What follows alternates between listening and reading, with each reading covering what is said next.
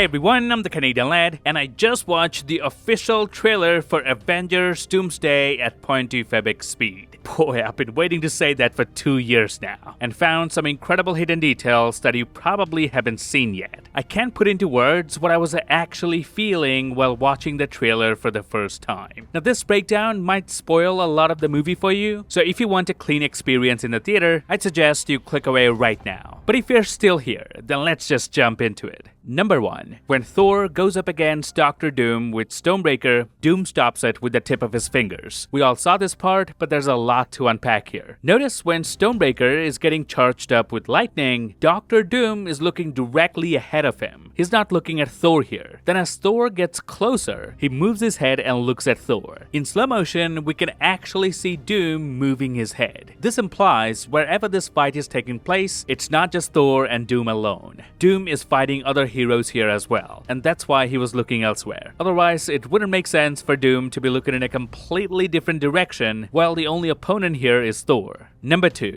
When Thor launches himself into the air and is about to unleash the full wrath of Stonebreaker, notice Dr. Doom doesn't even move a single inch. I understand that he's powerful, but to not move an inch, not strike up a defensive stance while a literal god like Thor is coming at you, that's just pure nightmare fuel. Even when Thor is practically on top of him, Doom still looks completely unfazed. In the next shot, Doom finally raises 2 fingers and blocks the attack. But if you look carefully, you can actually see a green energy along with Stonebreaker's blue lightning. If I play this at 0.2 Febic speed, notice as soon as Stonebreaker makes contact with Doom's gauntlet, from this angle, we can clearly see that's the moment this green mystical energy begins forming around the impact point. This is definitely Victor Von Doom casting some sort of a spell to stop Stonebreaker. Remember, Stonebreaker was powerful enough to push through the combined energy of all 6 Infinity Stones and bury itself inside Thanos' chest. And yet, Doom stops that exact same weapon with just 2 fingers. And I think the secret lies in the symbol engraved into his gauntlet. Remember the light show Marvel held in China to reveal Dr. Doom? During that presentation, Doom conjured the exact same mystical symbol that we now see on his armor. So this is not an ordinary metal gauntlet. In fact, I predicted this way back in September last year. Now notice all the energy coursing through Doom is being channeled through his gauntlet, and the way it's presented makes it feel like more than just an armor. Now let me explain what this symbol really means and how it is connected to stopping Stonebreaker. I believe this symbol is a part of a Latvian runic magic. These ancient spells may have been carved directly into Doom's armor, creating a permanent mystical barrier around his entire body. Keep in mind, Doom is considered one of the most powerful sorcerers in Marvel history, standing alongside characters like Doctor Strange. In Fantastic Four Volume 3, number 67, Dr. Doom sacrificed his childhood love, Valeria, and used her flayed skin to forge a suit of mystical leather armor. He basically made a dark pact where he bound demonic entities, and he used the remains of the woman he once loved to forge an armor powered by black magic. Yeah, I know it sounds crazy. And I think this symbol could be hinting at a similar idea in the MCU. So it doesn't matter what material his gauntlet is made of, what matters is that it is probably enchanted with some mystical spells, which means nothing can practically penetrate Doom's armor, and that'd explain how he's able to stop Stonebreaker using only 2 fingers. Also, if this battle takes place after Thor gains the Odin Force, then this scene becomes even more terrifying, because Doom wouldn't just be stopping a regular Thor, he'd be stopping one of the most powerful versions of Thor we've ever seen. And that brings me to my next detail connected to all of this. Number 3. When Robert Downey Jr. revealed himself as Dr. Doom 2 years ago, there he said, a new mask, same task. New mask.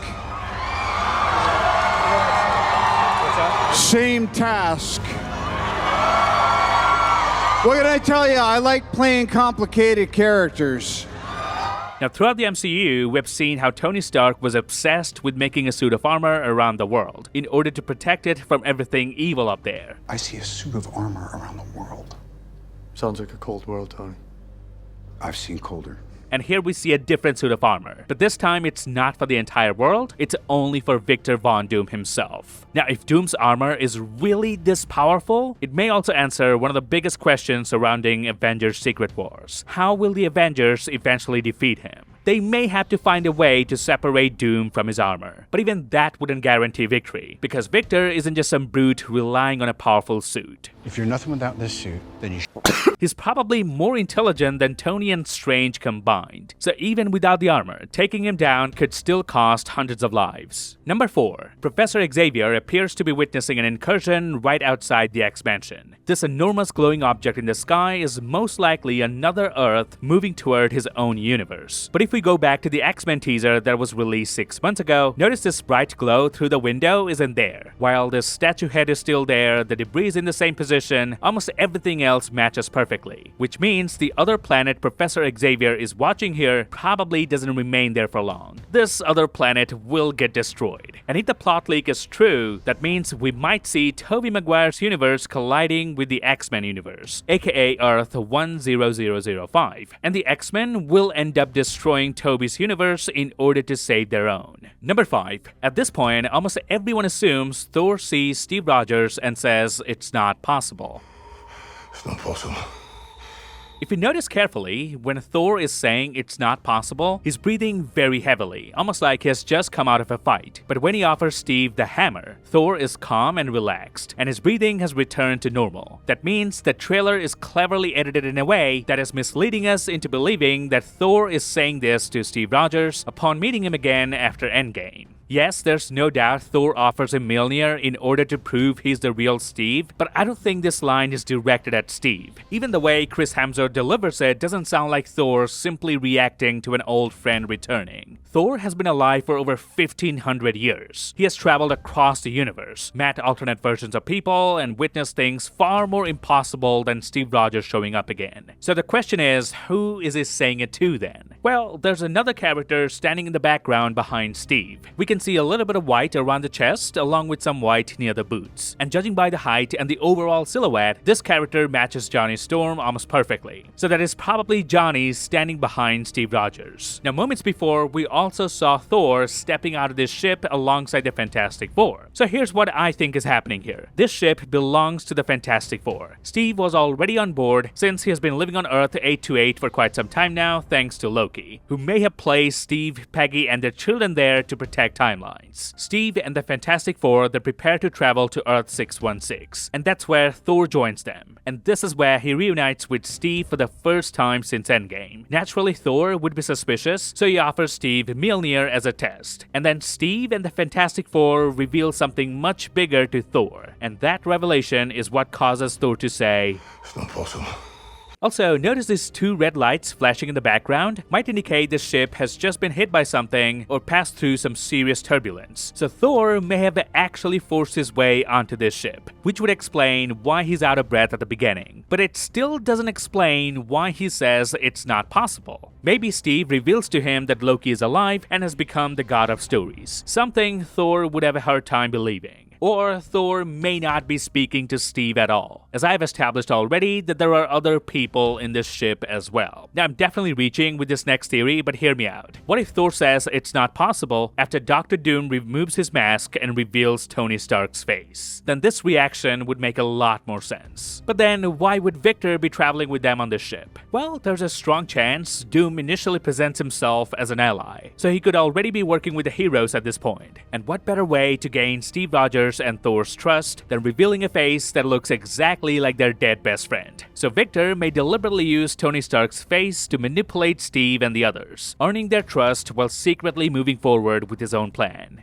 Number 6. The Avengers Tower has now been completely renovated. Back in Thunderbolts, the building was only 70% complete after Val bought it and renamed it the Watchtower. But here, the renovation is finally complete, and we can see the new Avengers A logo displayed across the front of the building. And this is the exact same logo all of the new Avengers have on their costume, and also on the automatic doors during the post-credit scene of Thunderbolts. Number 7. When the Fantastic Four and Thor walk out of their ship, notice this unusually large section behind behind them is completely blacked out. There's almost no light coming through the gap between the characters. Initially, I thought Thor's cape might be blocking it, or maybe Ben Grimm's body was preventing the light from passing through. But Ben is standing all the way on the left of everyone, while Thor is on the right. Now, Thor's cape is nowhere near large enough to cover this much space behind the entire group. We should still be able to see at least some of the light coming through between their bodies and underneath their legs. So I think Marvel has digitally altered this shot to make it appear as though only 5 characters are walking out of the ship. Now, they already showed us that Steve will be in this ship, so why hide him from this particular shot? Well, I don't think Steve is the only person Marvel has removed here. I believe Doctor Doom is walking out with them as well, because the dark space behind the group is far too large to be covered by either Thor or Ben Grimm. Someone, or possibly multiple characters, has clearly been erased from this frame. And considering my initial theory that Doom initially presents himself as an ally, so Victor Von Doom could be the major character Marvel is hiding from us here. Number 8. Inside the Watchtower, we see everyone standing together and listening to Thor. Needless to say, there are probably more characters in this room than Marvel is showing us right now. But let's focus on this massive display in the background. We previously saw the same screen at the end of Thunderbolts, where the Fantastic Four were arriving on Earth 616. If we can decode what's being shown on this display, we'll be able to figure out what's actually happening to the multiverse. So let's analyze it.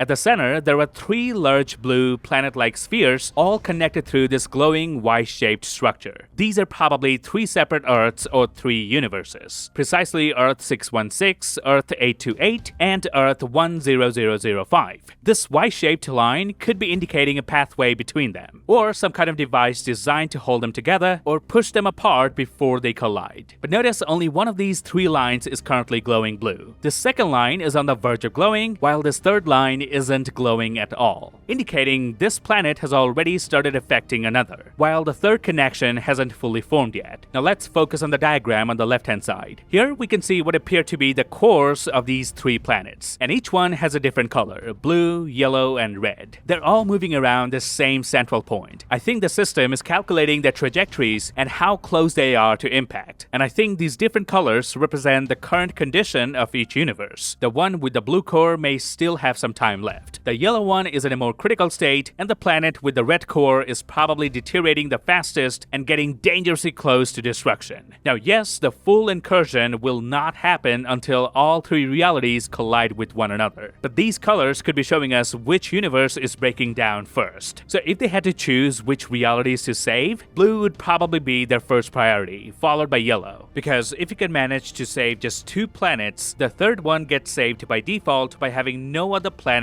to collide with. And this countdown directly underneath the diagram supports what I'm saying. This entire team is essentially counting down to their own Doomsday. Then on the right-hand side, we once again see 3 separate orb-like structures, this time colored blue, green, and red. So this entire display is showing us 3 different universes caught within the same incursion chain. It shows their positions, their current conditions, the time they have left, and possibly even a way to separate them before the collision happens. But what's interesting is that the screen isn't showing 2 universes heading toward one another. It shows 3. If a collision between 2 universes can cause this much destruction, imagine what happens when 3 of them crash into each other at the same time. Number 9. In Namor's throne room, we see the Talokanil drawing their weapons on the Wakandans, which shouldn't happen because at the end of Black Panther 2, Shuri and Namor had already reached an agreement and brought an end to their war. So something must have gone wrong for the tension between them to reach this point again. We can see how pissed Namor looks here. We can also see John Walker, Joaquin Torres, Bucky, Ava, Ben Grimm, and Sue Storm standing inside the room. So it's pretty safe to assume this larger team splits into smaller groups and travels to different locations. I like how Joaquin should stay with Sam Wilson, but instead he shows up here. And that's probably because Sam sent Joaquin with Bucky to keep an eye on the mission, and so he knows what Bucky is up to. Now the new Avengers, along with Ben and Sue, probably arrive in Wakanda first, and the Wakandans then escort them down to Talokan to meet Namor. But at some point during this conversation, someone must have said something that completely sets him off. And that's when the Telecanil raised their weapons. Number 10. Let's go back to the Thor vs. Doom scene for a moment. Take a closer look at the background. This looks like a damaged part of a robot, or perhaps a sentinel, as a centerpiece looks very similar to a repulsor. So my theory is this entire battlefield is scattered with destroyed sentinels, and after defeating Thor here, Doom will bring them back to life, and that's when we will get this scene where Cyclops lets loose and unleashes absolute havoc on the battlefield. This entire sequence actually leaked a few weeks ago, and I already broke it down frame by frame, so make sure to watch that video as well. Number 11. When Gambit and Shang-Chi go up against each other, Gambit pulls out one of his signature glowing cards with his left hand. Now Gambit can manipulate kinetic energy, which is why his playing cards light up whenever he charges them. But notice, even before the card becomes visible, we see a purple glow forming around his left hand ever so slightly. Normally, Channing Tatum uses real playing cards on set, and the VFX team just adds the visual effects. But in this particular shot, I think the card itself was added entirely through CGI. That's why kudos to the VFX team, who made sure to add this subtle purple light reflecting across his fingers, before we as the audience can actually see the card. If Marvel hadn't paid attention to this, 99% of people wouldn't even notice. But it's an Avengers film. The CGI has to be top-notch, and this proves it. It reminds me of Avengers Endgame, where they had to CGI a pencil into Smart Hulk's enormous hand because his fingers were simply too big to press the buttons properly. Number 12. Loki's TVA badge has a multiversal world tree, aka Idrisil, on the back. We know Loki has become the god of stories at the end of Loki Season 2. He took his place at the end of time, where he now sits alone, physically holding the entire multiverse together. But in this trailer, he seems to be back on Earth again. So either this scene takes place before he becomes the god of stories, or Loki has somehow found a way to create another version of himself and send that version back to Earth. And notice he's also wearing the same coat from Season 2, Episode 5, where he finally learned how to control his time slipping. If you don't remember time slipping, well, it's basically Loki's power to travel to any point in time he wants. But the question is, where is he? Take a closer look at the background. The curtains and the overall surroundings look very similar to Steve Rogers' house from the first teaser. So the plot leak may actually be right. Loki could be visiting Steve to warn him that he, Peggy, and their children might all cause an incursion, because Steve was never supposed to remain in the past after returning the Infinity Stones. But this is no longer the same Loki who only cares about himself. After everything he went through, he may offer Steve another solution. He could move Steve, Peggy, and their children to an alternate reality, aka Earth 828, the same universe as the Fantastic Four. Because from Loki's perspective, if Steve and his family live quietly and remain isolated, they won't affect the timeline. Notice the person holding Loki's TVA badge has a wedding ring, so this is most definitely Steve Rogers holding it. Now there's also a theory going around that Dr. Doom will eventually reach Loki at the end of time, steal his powers, as Doom is known to steal powers from every single enemy he fights, and I do think that could happen. But here's another possibility. Just before Doom takes those powers from him, Loki may time slip into the past and visit Steve to warn him about everything that's coming. Or Steve might use this badge to locate Loki, and there he finds Loki lying dead. And that could be the moment Steve learns that Doom is not on their side. Number 13. In this scene, we see Reed Richards in the X-Mansion, stretching his arm across and stopping Captain America from moving forward. But Yelena ducks underneath his arm and continues anyway. There's Shang-Chi standing at the back as well. And for a few frames, Herbie appears beside them with an upgraded design. But why would Reed bring Herbie along if their only mission was to have a conversation with the X-Men? Considering where they are, I think they could be planning to use Professor Xavier's Cerebro. Herbie may be there to connect with Cerebro's technology, analyze its data, and help Reed locate someone across the multiverse. Also, Reed, Sam, Shang-Chi, and Yelena are the exact characters missing from the Wakanda and the Telecon scenes. So we can now safely assume the heroes split into two separate teams. One group travels to Telecon, while this team heads to Earth 1005 at the X-Mansion. But strangely, Johnny Storm is missing from most of these scenes, and I think there's a reason behind it. One of the only close-ups we get of Johnny Storm is this one, where he's holding someone and closes his his eyes. And this big glow in the background also looks like an incursion. So my theory is this is Franklin Richards, his nephew Johnny's holding here. Dr. Doom might have held them hostage someplace far away, and that's what Reed and everyone is trying to locate. I don't know, for some reason, I think this shot might be from the third act of the film, because Johnny is the only one shown with battle scars on his face. Now in 2015 Secret Wars comics, the one this movie is based on, there Dr. Doom transforms Johnny Storm into the literal blazing sun of Battleworld. So we might be looking at something like that.